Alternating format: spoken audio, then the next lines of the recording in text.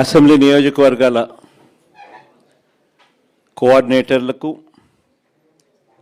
అలాగే జిల్లా అధ్యక్షులకు, అలాగే పార్టీ రీజనల్ ఇన్ఛార్జీలకు, రీజనల్ కోఆర్డినేటర్లకు అందరికీ కూడా మనస్ఫూర్తిగా వెల్కమ్. ఈరోజు మనం అంతా కూడా ఎందుకు ఇక్కడ ఏకమవుతా ఉన్నాము అన్న సంగతి బహుశా అవగతం కూడా అయ్యే ఉంటుందని అనుకుంటా ఉన్నా. ఎందుకంటే స్థానిక సంస్థలకు సంబంధించి జరగబోతా ఉన్నట్టుగా ప్రభుత్వం ప్రకటనలు చేస్తూ ఉన్న నేపథ్యంలో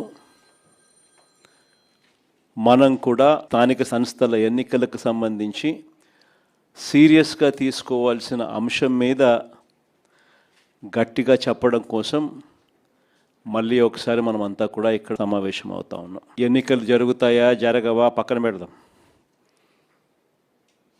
ఎందుకనంటే ఆయన ఎన్నికలు జరపాలనే ఉద్దేశంతో చేసిన పనులు కావు అన్నట్టుగా కొన్నిసార్లు అనిపిస్తాయి.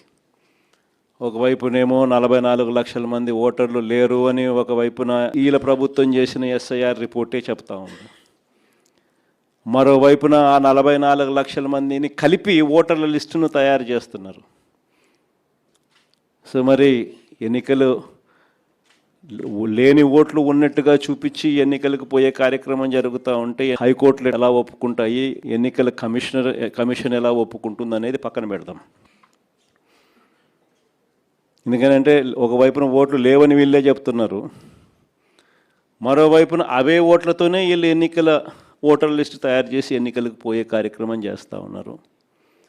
అంటే లేని ఓట్లను ఉన్నట్టుగా ఓటర్ లిస్టు తయారు చేసుకొని ఎన్నికలకు పోవడం అన్నది చట్ట ప్రకారం నేరం. ఎందుకంటే గోస్ట్ ఓట్స్ను వీళ్ళే దొంగ ఓట్లక వీళ్ళే వేసుకునే ప్రమాదం పొంచి ఉన్నది అని క్రిస్టల్ క్లియర్గా కనిపిస్తూ ఉన్న నేపథ్యంలో, రెండో వైపున బీసీలకు సంబంధించి 34% రిజర్వేషన్స్ అని ఆంధ్రాలోనే ఇక్కడే మనం చేసినప్పుడే కోర్టు కొట్టేసింది. కోర్టు కొట్టేసినా కూడా అది వేరే విషయం. మనం అంతకన్నా ఎక్కువగానే స్థానిక సంస్థల్లో మనం బీసీలకు ప్రాధాన్యతలు ఇచ్చటం. కానీ ఒకవైపున కోర్టు కొట్టేసిన జడ్జిమెంట్లు ఇక్కడే ఉండగానే మరోవైపున ఈయన అదే జీవో మళ్ళా ఇచ్చి మళ్ళీ ఎన్నికలకు పోతా ఉన్నాడు. అంటే దాని అర్థం ఏంది? ఒక లా ఆల్రెడీ ఒకటి ఉంది, దానికి వయలేషన్, ఆ లాకు వయలేషన్ అని తెలిసి ఈయన వయలేట్ చేస్తూ ఎన్నికలకు షెడ్యూల్ ఇచ్చినాడు. అంటే కోర్టులు ఆటోమేటిక్లీ ఇంటర్వ్యూన్ అవుతాయి, ఆటోమేటిక్లీ కోర్టులు తనను తప్పులు పడతాయి, ఆటోమేటిక్లీ ఎలక్షన్స్ ఇది లేకుండా ఇది సరిదిద్దుకొని చేయాలి అని చెప్పి గట్టిగా చెబుతుంది అని కూడా అయినా ఇచ్చినాడు. కాబట్టి ఈయన ఉద్దేశం అసలు ఎలక్షన్ జరుపుతాడా జరపడా అనేది ఒక క్వశ్చన్ మార్క్ ఏరియాగా ఉంది. అసలు ఎన్నికలు నిజంగా జరపాలని చంద్రబాబు నాయుడు ఉన్నాడా, ఎన్నికలు జరపకూడదని చంద్రబాబు నాయుడు ఉన్నాడా అనేది ఒక నిజంగానే ఒక క్వశ్చన్ మార్క్ ఏరియాగానే ఉంది. సరే, అది పక్కన పెడదాం. ఎన్నికలు జరుగుతాయనే అనుకొని ముందుకు పోదాం. మనం ఎన్నికలు జరుగుతాయనే వాళ్ళు చేస్తూ ఉన్న ప్రకటనల మేరకే మనం కూడా సన్నద్ధంగా ముందుకు పోయే కార్యక్రమం చేయాల్సిన అవసరం ఉన్న పరిస్థితిలో మనం అడుగులు ముందుకు వేస్తూ ఉన్నాం. ఇలాంటి నేపథ్యంలో మన పార్టీ సన్నద్ధత ఒక మంచి ఏం జరిగింది అని అంటే, దాదాపుగా ఈ 2.5 సంవత్సరం, దాదాపుగా ఈ 30 నెలలు, మార్చి 16న ఎన్నికల కోడ్ 2024 ఎన్నికల కోడ్ వచ్చింది. ఆ రోజు నుంచి ఈ రోజు దాకా చూసుకుంటే దాదాపుగా 30 నెలలు.